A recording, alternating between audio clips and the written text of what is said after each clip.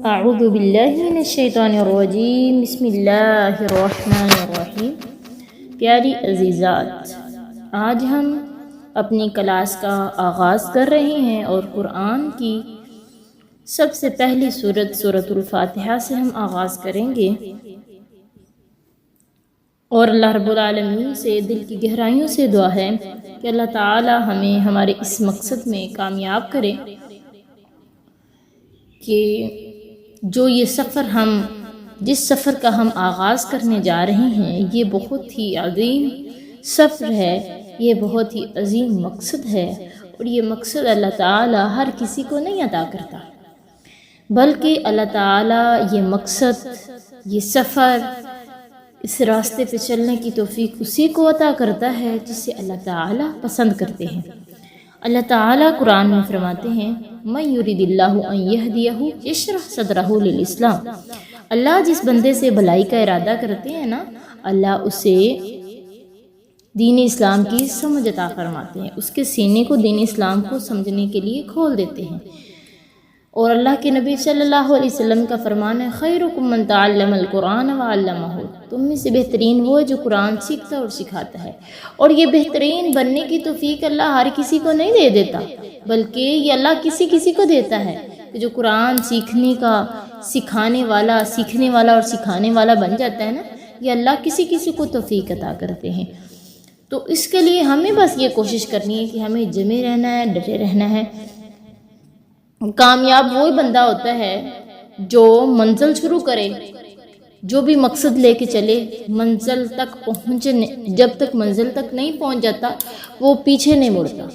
اگر آپ اس سفر کا آغاز کرنے کا آپ نے سوچ لیا ہے اور یہ اپنے آپ کے ساتھ عہد کر لیں کہ آج ہم سورۃ فاتحہ کا آغاز کر رہے ہیں نا، جب تک سورۃ ناس مکمل نہیں ہو جاتی تو تب تک ہم پیچھے نہیں ہٹیں گے، کیونکہ اللہ تعالیٰ نے ہم سے بھلائی کا ارادہ کیا ہے، اور شیطان بہت زیادہ وسوسے پیدا کرے گا، شیطان بہت زیادہ مشکلات ہمارے راستے میں لا کے کھڑا کر دے گا، لیکن ہم نے اس راستے سے پیچھے نہیں ہٹنا، کیونکہ یہ اللہ تعالیٰ کسی کو توفیق عطا کرتا ہے۔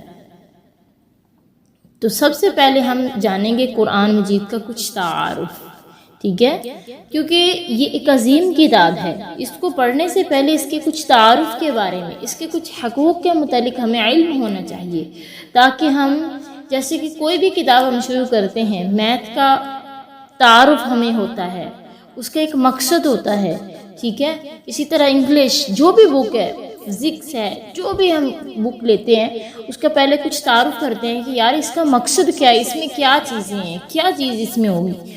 اسی طرح قرآن کا بھی تعارف ہمیں پتہ ہونا چاہیے، قرآن کے بھی کچھ حقوق کے متعلق ہمیں علم ہونا چاہیے۔ سب سے پہلے ہم کریں گے قرآن کا تعارف۔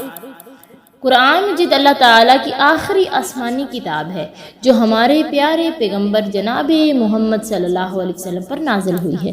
یہ کتاب قیامت تک آنے والے تمام انسانوں کے لیے ہدایت، رہنمائی اور کامیابی کا مکمل ضابطۂ حیات ہے۔ یہ قرآن تقریباً 23 سال کے عرصے میں مختلف حالات کے مطابق نازل ہوا، تاکہ انسان ہر موقع پر اللہ تعالیٰ کے حکم کو سمجھ سکے اور اس پر عمل کر سکے۔ تو قرآن کی خصوصیات کیا ہیں؟ یہ اللہ تعالیٰ کا کلام ہے، اس میں کسی انسان کا کوئی دخل نہیں ہے، ٹھیک ہے، یہ محفوظ کتاب ہے، اللہ تعالیٰ نے خود اس کی حفاظت کا ذمہ لیا ہے۔ تو یہ قرآن ہدایت ہے، شفا ہے، رحمت ہے، اس میں دنیا اور آخرت دونوں کی کامیابی کا راستہ بنا دیا گیا ہے۔ قرآن پڑھنے کا مقصد کیا ہے؟ صرف تلاوت نہیں، بلکہ سمجھ کر پڑھنا اور عمل کرنا، اللہ کی رضا حاصل کرنا، اپنی زندگی کو قرآن کے مطابق ڈھالنا، یہ ہمارا مقصد ہونا چاہیے۔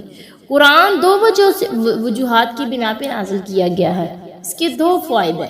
ایک فائدہ یہ ہے کہ اس کو پڑھنے سے ہمیں اجر ملتا ہے، دوسرے نمبر پر اس کو سمجھ کر جب پڑھتے ہیں تو یہ ہمارے لیے باعث اجر بھی ہے اور باعث ہدایت بھی ہے۔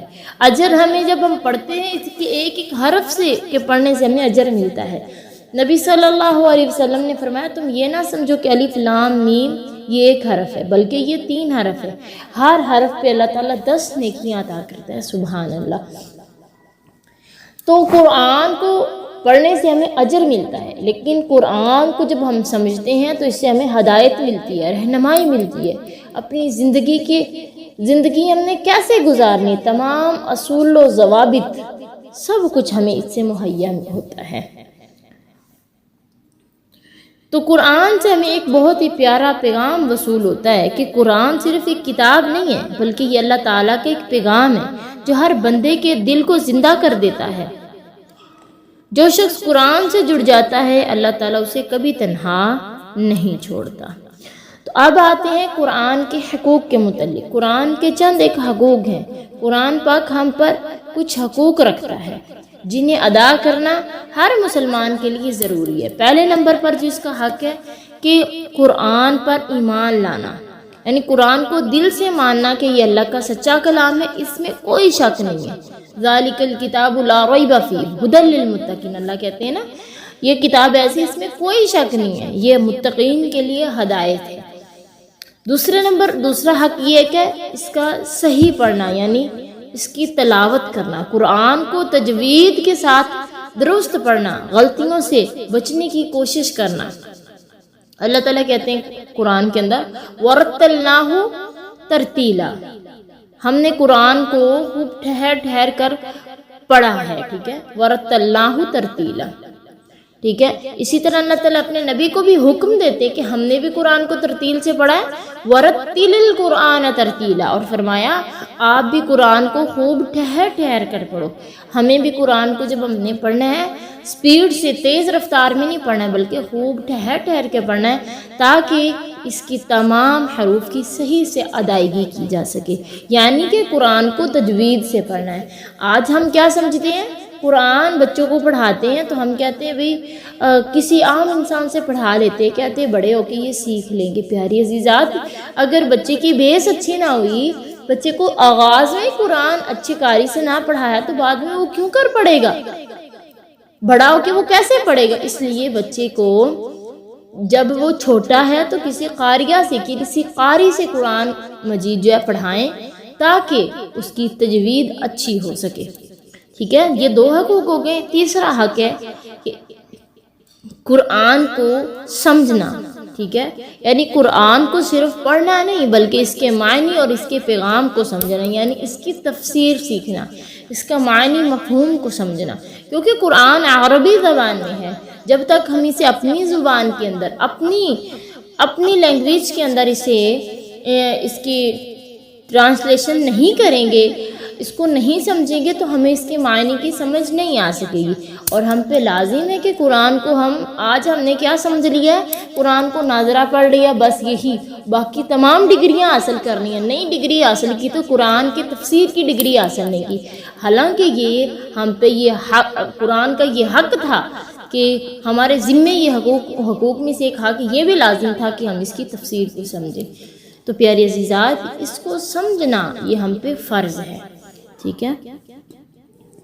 اور 3 ہو گئی چیزیں، اب چوتھے نمبر پر ہے کہ عمل کرنا۔ قرآن کا سب سے بڑا حق یہ ہے کہ ہم اپنی زندگی کو اس کے مطابق ڈھال لیں، یعنی ہم اس قرآن کے متعلق جس طرح قرآن کے اندر حکم دیا گیا ہے ویسے ہم عمل کریں، کہ ہمیں قرآن حکم دیتا ہے نماز پڑھو، ٹھیک ہے، اللہ کو بن دیکھے ایمان رکھیں، قرآن پہ ایمان لے آئے ہیں، قرآن کو پڑھ لیا ہے، ٹھیک ہے، قرآن کو ہم نے پڑھ بھی لیا، اس کے معنی کو بھی سمجھ لیا۔ اب ہے چوتھی بات ہے کہ اس پہ عمل کرنا، ٹھیک ہے۔ عمل کیا ہے کہ ہم اللہ کو بن دیکھے، ہمارا ایمان ہونا چاہیے کہ اللہ تعالیٰ ہر جگہ ہمیں دیکھ رہا ہے، یعنی ہمارے دل میں تقویٰ ہونا چاہیے اللہ تعالیٰ کا۔ اور نمازوں کا اللہ نے حکم دیا ہے، مختصر یہ کہ اللہ نے جن کاموں کا حکم دیا ہے انہیں بجا لائیں، جن سے اللہ نے روکا ہے اسے بچ جائیں۔ جو بندہ یہ کام کر لے گا سمجھو وہ بندہ کامیاب و کامران ہو گیا۔ اور 5ویں نمبر پر چیز آتی ہے دوسروں تک پہنچانا، یعنی تبلیغ کرنا، قرآن کا پیغام دوسروں تک پہنچانا، اپنی اولاد اور شاگردوں کو سکھانا، یہ قرآن کا یہ حق ہے، ٹھیک ہے۔ تو اللہ کے نبی کی حدیث ہے بلغوا انی ولو آیہ، پہنچا دو میری طرف سے اگر ایک آیت ہی کیوں تمہارے تک پہنچتی، یعنی اگر ہمارے پاس ایک آیت کا بھی علم ہے نا، ہمیں دوسروں تک پہنچانا ہم پہ فرض ہے۔ علم حاصل کرنا یہ ہمارا حق ہے، حق جو ہوتا ہے وہ ہم لے یا نہ لے یہ ہمیں اختیار ہوتا ہے، لیکن علم کو آگے پہنچانا یہ ہم پہ فرض ہوتا ہے۔ جو فرض چیز ہو جاتی ہے اس میں ہمیں اختیار نہیں ہوتا، بلکہ اس میں کیا ہوتا ہے، یہ ہم پہ حکم دیا جا رہا ہوتا ہے کہ تم کرو۔ اس لیے یہ نہ سمجھے کہ جو علماء ہیں ہمارے انہی کے ذمے ہیں یہ حق کہ وہ لوگوں تک بات پہنچائیں۔ آپ کے پاس بھی اگر ایک آیت کا بھی علم پہنچا ہے، آپ لوگوں تک پہنچانے والے بن جائیں۔ آہستہ آہستہ اللہ رب العالمین آپ کی علم کے اندر، فہم کے اندر اللہ تعالیٰ فصاحت و بلاغت آپ کو عطا کر دیں گے کہ آپ اچھے سے بول سکیں گے۔ تو یہ تھے قرآن کے کچھ حقوق، ٹھیک ہے، جن کو ادا کرنا، جن کو سمجھنا یہ ہمارے ذمے ہیں، ٹھیک ہے۔ اور ایک اس کا حق ہے کہ اس کا احترام کرنا، ٹھیک ہے، قرآن کی بے ادبی نہ کرنا، اس کی پاکیزگی اور اس کے ادب کے ساتھ اس کو پڑھنا اور اس کو ادب کے ساتھ رکھنا، یہ بھی اس کا حق ہے۔ یعنی قرآن کا صرف پڑھ لینا نہیں، بلکہ حق یہ نہیں کہ اس کو پڑھ لینا، بلکہ ایمان لانا، تلاوت کرنا، سمجھنا، عمل کرنا، تبلیغ کرنا اور ادب کرنا، یہ سب مل کر قرآن کا حق، اگر یہ سب مل کے کریں گے تو پھر قرآن کا حق جو ہے نا وہ ادا ہو سکے گا۔ اگر ہم قرآن کو صرف پڑھیں گے تو یہ ہمیں چھوڑ دے گا، لیکن اگر ہم اسے سمجھ کر اپنائیں گے تو یہ ہمیں کبھی نہیں چھوڑے گا۔ اللہ ہمیں سمجھ عطا فرمائے۔ یہ تھا قرآن کا کچھ تعارف، ٹھیک ہے، یہ قرآن کا کچھ تعارف تھا۔ آگے ہم پڑھتے ہیں قرآن کی سب سے پہلی سورت، سورۃ الفاتحہ، ٹھیک ہے۔ تو سورۃ الفاتحہ قرآن کی سب سے پہلی سورت ہے نزول کے قرآن کی کتابت کے اعتبار سے، ٹھیک ہے، نزول کے اعتبار سے یہ پہلی سورت نہیں ہے، لیکن یہ کتابت کے اعتبار سے یہ قرآن کی سب سے پہلی سورت ہے۔ اس کا نام ہے الفاتحہ، ٹھیک ہے۔ فاتحہ کا معنی ہے کھولنے والی، ٹھیک ہے۔ اور قرآن کی کچھ صورتیں مکی ہوتی ہیں، کچھ صورتیں مدنی ہوتی ہیں، ٹھیک ہے۔ سب سے پہلے یہ بھی بات کر لیتے ہیں مکی اور مدنی صورتوں میں کس طرح میں پتہ چلتا ہے کہ یہ مکی اور کس طرح پتہ چلتا ہے یہ مدنی ہے۔ جو صورتیں ہجرت سے پہلے نازل ہوئی ہیں، چاہے جس بھی مقام پہ نازل ہوئی ہیں، وہ سب کی سب صورتیں مکی ہیں۔ جو ہجرت کے بعد نازل ہوئی ہیں، چاہے جس بھی مقام پہ نازل ہوئی ہیں، وہ سب کی سب صورتیں مدنی ہیں، ٹھیک ہے۔ سب سے پہلے صورت ہے فاتحہ۔ فاتحہ کا معنی ہے کھولنے والی، ٹھیک ہے۔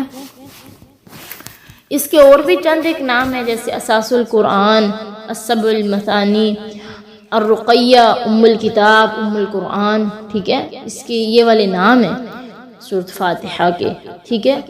اور اس کا شان نزول یہ ہے کہ حضرت عبداللہ بن عباس رضی اللہ تعالیٰ عنہ بیان کرتے ہیں کہ ایک دن حضرت جبرائیل رسول اللہ صلی اللہ علیہ وسلم کے پاس بیٹھے ہوئے تھے کہ انہوں نے اپنے اوپر کی طرف سے، آپ صلی اللہ علیہ وسلم نے اپنے اوپر کی طرف سے زور سے دروازہ کھلنے کی آواز سنی، اور انہوں نے اپنا سر اٹھایا اور فرمایا آج آسمان کا وہ دروازہ کھلا ہے جو آج سے پہلے کبھی نہیں کھلا۔ حضرت جبرائیل نے کہا، اور اس سے ایک فرشتہ اترا ہے۔ پھر فرمایا اس دروازے سے یہ فرشتہ زمین پر اترا ہے، یہ آج کے دن سے پہلے کبھی نہیں اترا۔ اس فرشتے نے رسول اللہ صلی اللہ علیہ وسلم کو سلام کیا اور کہا کہ آپ کو ان دو نوروں کی خوشخبری ہو جو آپ کو عطا کی گئی ہے، یہ آپ سے پہلے کسی نبی کو نہیں دیے گئے۔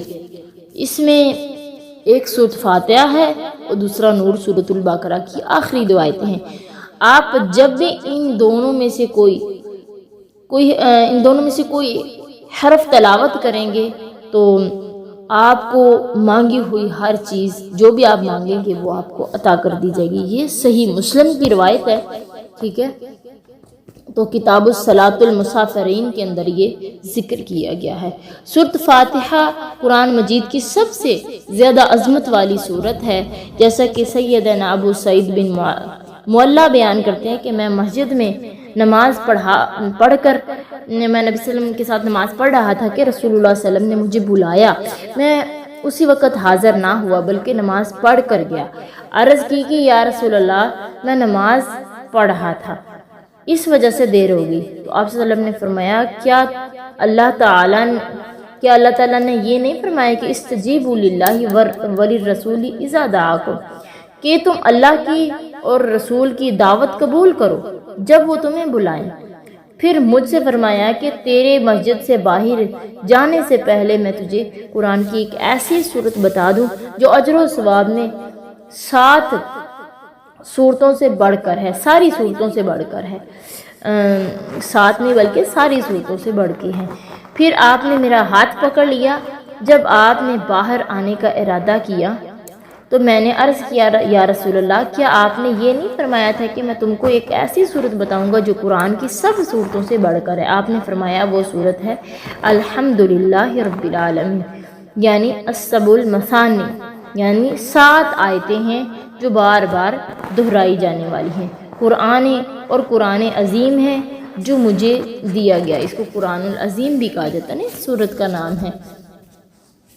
اس صورت کو پڑھ کر پھونکنے سے یعنی دم سے سام وغیرہ کا زہر کا اثر اللہ تعالیٰ کے حکم سے ختم ہو جاتا ہے، جیسا کہ حضرت ابو سعید خدری بیان کرتے کہ عرب کے ایک قبیلے کے پاس کچھ صحابہ اکرام کا گزر ہوا۔ قبیلے والوں نے صحابہ اکرام کی مہمان نوازی سے انکار کر دیا۔ اسی اسنا میں ان کے سردار کو بچھو یا سانپ نے کاٹ لیا۔ قبیلہ والوں نے صحابہ سے کہا کہ تمہارے پاس کوئی دوا ہو یا تم لوگوں میں کوئی دم جھاڑ کرنے والا ہو؟ صحابہ نے کہا کہ تم نے ہماری مہمان نوازی نہیں کی، لہٰذا جب تک تم ہمیں کچھ مال نہ دو گے ہم علاج نہیں کریں گے۔ اس پر ان لوگوں نے کچھ بکریاں دینے کا وعدہ کیا۔ تو ایک شخص نے سورۃ فاتحہ پڑھنی شروع کی اور ساتھ ساتھ وہ تھوک جمع کرتا اور جس جگہ پر ڈھسا ہوا تھا وہاں لگا دیتا۔ تو یوں ان کا سردار ٹھیک ہو گیا۔ وہ بکریاں لے کر آئے تو صحابہ اکرام نے کہا ہم بکریاں نہیں لیں گے جب تک رسول اللہ صلی اللہ علیہ وسلم سے دریافت نہ کر لیں۔ واپسی پر انہوں نے ساری بات نبی صلی اللہ علیہ وسلم کے سامنے رکھی۔ رسول اللہ صلی اللہ علیہ وسلم اس پر مسکرا دیے اور اس شخص سے فرمایا تمہیں کیسے معلوم ہوا کہ یہ رقیہ ہے، یعنی یہ دم ہے؟ تم نے ٹھیک کیا، یہ بکریاں لے لو اور اپنے ساتھ میرا بھی حصہ نکالو۔ ٹھیک ہے، یہ صحیح بخاری کے اندر یہ حدیث ذکر کی گئی ہے۔ اس حدیث سے معلوم ہوا کہ سورۃ فاتحہ رقیہ ہے، یعنی سورۃ فاتحہ اس سے دم کیا جا سکتا ہے، اس کے ذریعے سے دم کر کے علاج کیا جا سکتا ہے۔ اور اس سے یہ بھی معلوم ہوا کہ قرآن مجید پڑھ کر اس سے اجرت لینا جو ہے وہ جائز ہے۔ ٹھیک ہے، تو اس سورت کا نام، سورۃ فاتحہ کا نام ایک الصلاۃ بھی ہے، یعنی حضرت ابو ہریرہ بیان کرتے ہیں کہ میں نے رسول اللہ صلی اللہ علیہ وسلم کو یہ فرماتے سنا، آپ فرما رہے تھے اللہ تعالیٰ فرماتا ہے کہ میں نے نماز کو اپنے اور اپنے بندے کے درمیان 2 حصوں میں تقسیم کر دیا ہے۔ ٹھیک ہے، وہ کس طرح کہ جب بندہ نماز کے اندر کہتا ہے نا الحمدللہ رب العالمین تو اللہ تعالیٰ کہتے ہیں حمدنی عبدی۔ جب بندہ کہتا ہے الرحمن الرحیم اللہ کہتے ہیں اسنا عبدی۔ جب بندہ کہتا ہے مالک یوم الدین اللہ تعالیٰ کہتے ہیں مجدنی عبدی۔ جب بندہ کہتا ہے نا ایاک نعبد و ایاک نستعین تو اللہ تعالیٰ فرماتے ہیں کہ میرے اور میرے بندے کے درمیان جو پردہ تھا نا اب اسے دور کر دو، اب میرا بندہ جو مجھ سے سوال کرے گا میں اسے عطا کر دوں گا۔ سبحان اللہ۔ تو بندہ اللہ سے کیا کہتا ہے، کیا مانگتا ہے؟ اہدنا الصراط المستقیم۔ تو اللہ تعالیٰ کہتے ہیں تو نے مانگا مجھ سے صراط مستقیم پہ چلنا، میں نے تجھے صراط مستقیم پہ چلا دیا۔ مطلب یہ کہ ہم جو بھی مانگتے ہیں اللہ سے پھر اللہ ہمیں ضرور عطا کر دیتا ہے۔ اور نبی صلی اللہ علیہ وسلم نے فرمایا لا صلاۃ لمن لم یقرأ بفاتحۃ الکتاب، جو بندہ نماز میں سورۃ فاتحہ نہیں پڑھتا اس کی نماز ہی نہیں ہوتی۔ ٹھیک ہے، اور ہر نماز کی ہر رکعت میں فاتحہ پڑھنا واجب ہے۔ تو جیسا کہ حضرت عبادہ بن صامت بیان کرتے ہیں نا، نبی صلی اللہ علیہ وسلم نے فرمایا جو شخص سورۃ فاتحہ نہ پڑھے اس کی نماز نہیں ہوتی۔ ہر رکعت میں سورۃ فاتحہ رسول اللہ صلی اللہ علیہ وسلم کا پڑھنا جو تھا نا وہ ایک معمول تھا، جیسا کہ حضرت ابو قتادہ کہتے ہیں کہ بے شک نبی صلی اللہ علیہ وسلم ظہر کی پہلی 2 رکعتوں میں سورۃ فاتحہ اور 2 سورتیں پڑھتے تھے، اور جو آخری 2 رکعتیں ہوتی تھی اس میں سورۃ فاتحہ پڑھتے تھے۔ ٹھیک ہے، اکیلی سورۃ فاتحہ پڑھتے تھے فرضوں کے اندر۔ ٹھیک ہے، امام کے پیچھے بھی سورۃ فاتحہ پڑھنا ضروری ہے، جیسا کہ حضرت عبادہ بن صامت بیان کرتے ہیں رسول اللہ صلی اللہ علیہ وسلم نے فجر کی نماز پڑھائی اور آپ کے لیے تلاوت قرآن مشکل ہو گئی۔ جب آپ صلی اللہ علیہ وسلم نماز سے فارغ ہوئے تو فرمایا شاید تم میں سے کوئی امام کے پیچھے قرات کر رہا تھا یا تم کرتے ہو، تو ہم نے کہا جی اللہ کے نبی صلی اللہ علیہ وسلم جی ہم آپ کے پیچھے قرات کرتے ہیں۔ آپ صلی اللہ علیہ وسلم نے فرمایا سوائے سورۃ فاتحہ کی کچھ اور تم نہ پڑھا کرو، کیونکہ اس شخص کی نماز نہیں ہوتی جو سورۃ فاتحہ نہیں پڑھتا۔ اس سے پتہ چلتا ہے کہ امام کے پیچھے بھی جب ہم نماز پڑھے ہوں تو ہم جب وہ فاتحہ پڑھتا ہے تو ہم فاتحہ پڑھیں گے۔ یہ تھی سورۃ فاتحہ کی فضیلت، ٹھیک ہے۔ چلیں اب ہم آغاز کرتے ہیں۔ اعوذ باللہ من الشیطان الرجیم، میں پناہ مانگتا ہوں اللہ تعالیٰ کی شیطان مردود سے۔ اللہ تعالیٰ نے قرآن کریم میں بہت ساری جگہوں پر بندوں کو شیطان کی شر سے پناہ مانگنے کا حکم دیا ہے، جیسے کہ اللہ تعالیٰ فرماتے ہیں نا وَإِذَا قَرَأْتَ الْقُرْآنَ فَاسْتَعِذْ بِاللَّهِ مِنَ الشَّيْطَانِ الرَّجِيمِ، جب آپ قرآن پڑھیں تو شیطان مردود سے اللہ تعالیٰ کی پناہ طلب کر لو۔ تو اللہ تعالیٰ نے نبی صلی اللہ علیہ وسلم کو شیطان مردود سے پناہ مانگنے کا حکم دیا، کیونکہ شیطان انسان کا ایسا رذیل دشمن ہے جو کسی بھی بھلائی اور احسان کو نہیں مانتا اور ہر وقت اس کے خلاف سازش میں لگا رہتا ہے۔ نبی صلی اللہ علیہ وسلم کی احادیث سے بھی اس کا ثبوت ملتا ہے کہ شیطان مردود کی شر سے پناہ مانگنے کی صحیح احادیث سے اخذ کردہ بہت سارے مقامات ہیں جس میں اللہ کے نبی صلی اللہ علیہ وسلم نے ہمیں بتایا کہ شیطان مردود سے پناہ مانگو۔ حضرت ابو سعید خدری بیان کرتے ہیں کہ رسول صلی اللہ علیہ وسلم جب رات کو قیام فرماتے تو نماز شروع کرتے ہوئے کہتے اللہ اکبر کہتے، پھر فرماتے سبحانک اللہم وبحمدک وتبارک اسمک وتعالی جدک ولا الہ غیرک۔ اللہ تعالیٰ کی پاکیزگی بیان کرنے کے بعد پھر آپ صلی اللہ علیہ وسلم کیا کرتے اعوذ باللہ من الشیطان الرجیم، یہ پڑھتے اعوذ بالسمیع العلیم من الشیطان الرجیم من حمزہ ونفخہ، 3 مرتبہ یعنی پڑھتے اور اللہ اکبر کہتے، پھر یہ پڑھتے اعوذ باللہ السمیع العلیم من الشیطان الرجیم من حمزہ ونفخہ ونفسہ، ٹھیک ہے۔ تو اسی طرح حضرت عبداللہ بن مسعود بیان کرتے ہیں رسول اللہ صلی اللہ علیہ وسلم کہا کرتے تھے اللہم انی اعوذ بک من الشیطان الرجیم من حمزہ ونفخہ ونفسی۔ غصے کے وقت بھی اللہ تعالیٰ کی پناہ طلب کرنا۔ حضرت سلیمان بن سرد بیان کرتے ہیں کہ ہم نبی صلی اللہ علیہ وسلم کے پاس بیٹھے ہوئے تھے کہ 2 آدمیوں نے آپس میں ایک دوسرے کو برا بھلا کہنا شروع کر دیا۔ ایسا ہوا کہ ان میں ایک اس قدر غصہ تھا کہ ہر ایک دوسرے پر ایسے غصے کر رہے تھے کہ ان کا چہرہ سرخ تھا۔ تو نبی صلی اللہ علیہ وسلم نے فرمایا بے شک میں ایک ایسا کلمہ جانتا ہوں کہ اگر یہ اسے پڑھ لے تو اس کا غصہ ختم ہو جائے گا، اور وہ تھا اعوذ باللہ من الشیطان الرجیم، ٹھیک ہے۔ اسی طرح جب ہم بیت الخلاء میں جاتے ہیں تو حضرت انس بن مالک کہتے ہیں کہ نبی صلی اللہ علیہ وسلم بیت الخلاء میں داخل ہوتے تو فرماتے اللہم انی اعوذ بک من الخبث والخبائث، کہ جس کا میں ناپاک جنوں اور جننیوں سے تیری پناہ چاہتا ہوں، ٹھیک ہے۔ مطلب کوئی بھی معاملہ ہے ہمیں اللہ تعالیٰ کی پناہ طلب یعنی ان شیاطین سے پناہ طلب کرنی چاہیے۔ آگے بسم اللہ الرحمن الرحیم، اللہ کے نام سے شروع کرتی ہوں جو بڑا مہربان نہایت رحم کرنے والا ہے۔ حضرت عبداللہ بن عباس بیان کرتے ہیں کہ رسول اللہ صلی اللہ علیہ وسلم صورتوں کا فرق پہچانتے تھے، یہاں تک کہ بسم اللہ الرحمن الرحیم نازل ہوئی تو پہلے آپ صلی اللہ علیہ وسلم صورتوں کا فرق نہیں پہچانتے تھے کہ کس طرح فرق، ہمیں نہیں پتہ چلتا تھا کہ اس کا کیا فرق ہے۔ پھر اللہ تعالیٰ نے جب بسم اللہ الرحمن الرحیم نازل کی نا تو ہر صورت کے اختتام پہ دوسری صورت کے آغاز کے درمیان میں یہ بسم اللہ لکھ دی جاتی۔ حضرت انس بیان کرتے ہیں رسول اللہ صلی اللہ علیہ وسلم نے فرمایا مجھ پر ابھی ایک صورت نازل ہوئی ہے، پھر آپ صلی اللہ علیہ وسلم نے انا اعطیناک الکوثر بسم اللہ پڑھ کے انا اعطیناک الکوثر فصلی لربک وانحر ان شانئک ھو الابتر یہ پڑھا۔ تو مطلب شروع میں بسم اللہ الرحمن الرحیم پڑھی آپ صلی اللہ علیہ وسلم نے۔ حضرت نعیم کہتے ہیں کہ میں نے ابو ہریرہ کے پیچھے نماز پڑھی تو انہوں نے فاتحہ سے قبل بسم اللہ الرحمن الرحیم کی تلاوت کی۔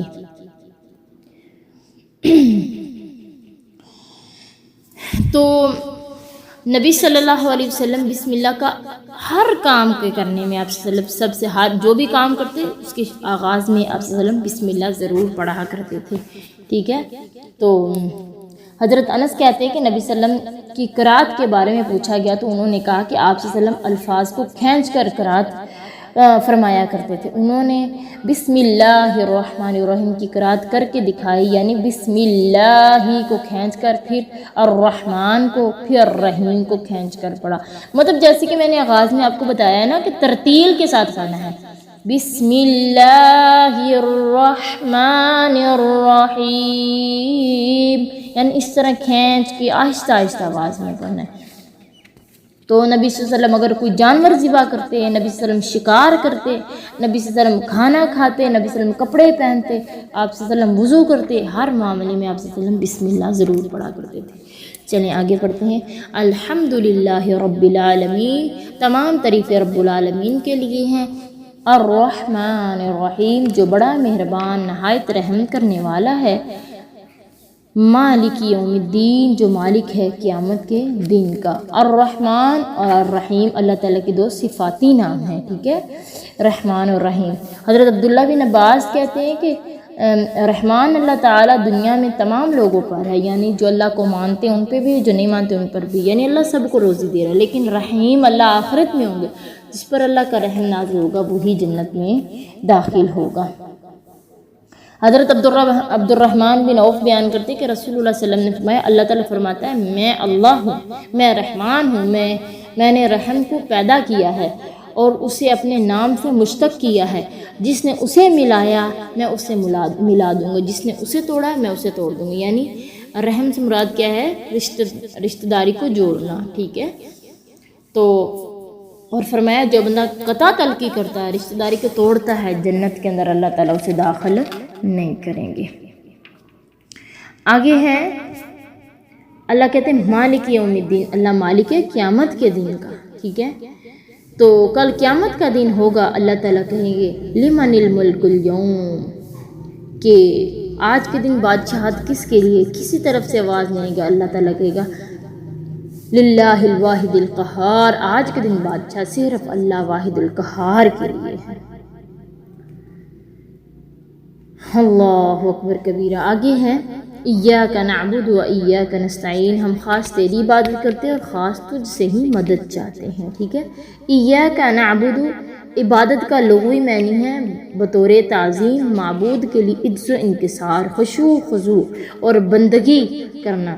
شریعت اسلامیہ میں عبادت اس عمل کو کہتے ہیں جو اللہ تعالیٰ کے لیے ہو اور اس میں اللہ تعالیٰ سے محبت کے ساتھ خشوع خضوع اور خوف شامل ہو. اللہ تعالیٰ اس آیت میں تعلیم دی ہے کہ انسان اپنے آپ کو ہر ایک کی غلامی سے آزاد کر کے ایک اللہ کا بندہ بن جائے اور اس کے ساتھ کسی چیز کو شریک نہ ٹھہرائے، نہ اس کی محبت جیسی کسی سے محبت کرے، نہ اس سے جیسا اس سے ڈرنا ہے کسی اور سے ڈرے، ٹھیک ہے، نہ اس کے سوا کسی اور سے امید لگائے.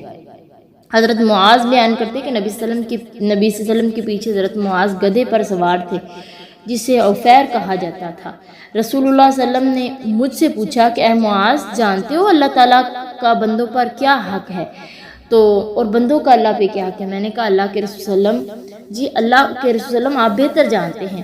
آپ صلی اللہ علیہ وسلم نے فرمایا بندوں پر اللہ تعالیٰ کا حق یہ ہے کہ صرف اسی کی عبادت کرے، اس کے ساتھ شریک نہ ٹھہرائے، اور بندوں کا اللہ پہ یہ حق ہے کہ جب بندہ اللہ کے ساتھ شرک نہ کرے، اللہ کی عبادت کرے تو اللہ تعالیٰ اسے عذاب نہ دے، ٹھیک ہے. اللہ اکبر کبیرہ. حضرت ابو ہریرہ بیان کرتے کہ رسول صلی اللہ علیہ وسلم نے فرمایا جب بندہ کہتا ہے نا ایاک نعبد و ایاک نستعین، تو یہ میرے اور میرے بندے کے درمیان ہے، اور میرے بندے کے لیے وہ جو کچھ ہے جو وہ سوال کرے گی میں اسے عنایت کروں گی. یعنی جب بندہ یہ اقرار کرتا ہے اللہ تیری عبادت کرتا ہو، تجھ سے ہی مدد چاہتے ہیں، تو اللہ تعالیٰ کہتے ہیں کہ اب میرا بندہ مجھ سے جو مانگے گا میں اسے عطا کر دوں گا. اہدنا الصراط المستقیم، دکھا دے ہمیں صراط مستقیم کا راستہ، یعنی ہمیں سیدھے راستے پہ چلا. سیدھا راستہ کن لوگوں کا ہے؟ صراط الذین انعمت علیہم، راستہ ان لوگوں کا جن پر تو نے انعام نازل کیا.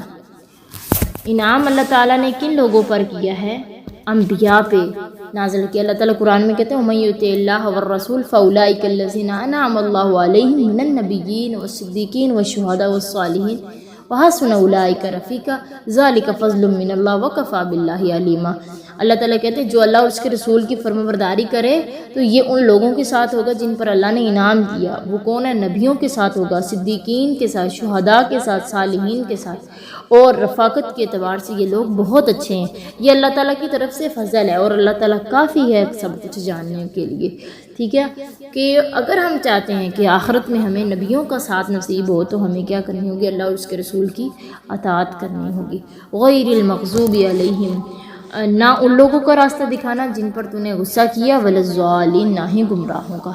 اس آیت میں ہمیں یہ حکم دیا گیا ہے کہ ہم عمومی حیثیت سے تمام مغضوب اور گمراہ لوگوں کے راستے سے بچنے کی دعا کریں، لیکن یہاں مخصوص طور پر جو جن قوموں کی طرف اشارہ کیا گیا ہے، مغضوب سے مراد وہ لوگ ہیں جن پر اللہ تعالیٰ کا غضب نازل ہوا۔ ٹھیک ہے، اور ضالین سے مراد ہیں اہل کتاب، کہ ان کے پاس نبی صلی اللہ علیہ وسلم کی دلیلیں بھی موجود تھی کہ آپ صلی اللہ علیہ وسلم نبی آخر الزماں پیغمبر آنے والے ہیں۔ ان کے پاس نبی صلی اللہ علیہ وسلم کی تمام پیشن گوئیاں موجود تھی ان کی کتابوں کے اندر، لیکن انہوں نے جانتے ہوئے بھی انہوں نے گمراہی کا راستہ اختیار کیا۔ ٹھیک ہے، یہ تھی قرآن کی پہلی صورت۔ اس کے اندر اللہ تعالیٰ نے ہمیں اپنا تعارف کروایا ہے۔ ٹھیک ہے، اس میں اللہ تعالیٰ نے ہمیں اپنا تعارف کروایا ہے کہ جس طرح ہم کسی سے بات کرتے ہیں تو سب سے پہلے ہم اپنا تعارف کرواتے ہیں، اسی طرح اللہ تعالیٰ نے ہمیں کیا کروایا؟ اپنا تعارف کروایا کہ ایک اللہ ہے۔ وہ اللہ کون ہے؟ وہ رحمان ہے، رحیم ہے، دنیا میں بھی مالک ہے اور آخرت کا بھی مالک ہے۔ ٹھیک ہے، پھر اللہ رب العالمین نے بتایا کہ بادشاہوں سے سب سے بڑا بادشاہ ہے تو وہ اللہ تعالیٰ ہی ہے، بادشاہوں کا بھی بادشاہ ہے۔ تو پھر اللہ نے اپنے بندے کا تعارف کروایا، پھر بندے کو جس مقصد کے لیے اس دنیا میں بھیجا ہے وہ ہے عبادت، اور ہمیں وہ مقصد بتایا اور فرمایا کہ جب بندہ اللہ کی عبادت کرتا ہے تو بندہ جو اللہ سے مانگتا ہے اللہ اسے عطا کرتا ہے، اور مقصد کے لیے مین چیز جو ہونی چاہیے وہ ہے کہ صراط مستقیم پہ چلنا۔ صراط مستقیم پہ کون لوگ چلتے ہیں؟ نبی چلے، صدیقین چلے، شہداء چلے، اولیاء چلے، جو کہ جن سے اللہ راضی ہو گیا، جن لوگوں پر اللہ تعالیٰ راضی ہے ہمیں بھی ان کا راستہ اپنانا چاہیے، اور جن سے اللہ ناراض ہوا اور اللہ نے اپنے غضب عذاب نازل کیے، جس طرح قوم نوح، قوم صالح یعنی قوم سمود، قوم عاد، اسی طرح مدین والے، انہوں نے اللہ کی باتوں کو نہ مانا، اللہ نے ان پر اپنا عذاب مسلط کر دیا۔ ہمیں ان کا راستہ نہیں اپنانا، بلکہ کن کا راستہ اپنانا ہے؟ انبیاء کا راستہ اپنانا ہے، اللہ کے نیک لوگوں کا راستہ اپنانا ہے، تاکہ ہم دنیا میں بھی کامیاب ہو سکیں اور آخرت میں بھی کامیاب ہو سکیں۔ یہ تھا ہمارا آج کا سبق، آگے انشاءاللہ ہم کل کریں۔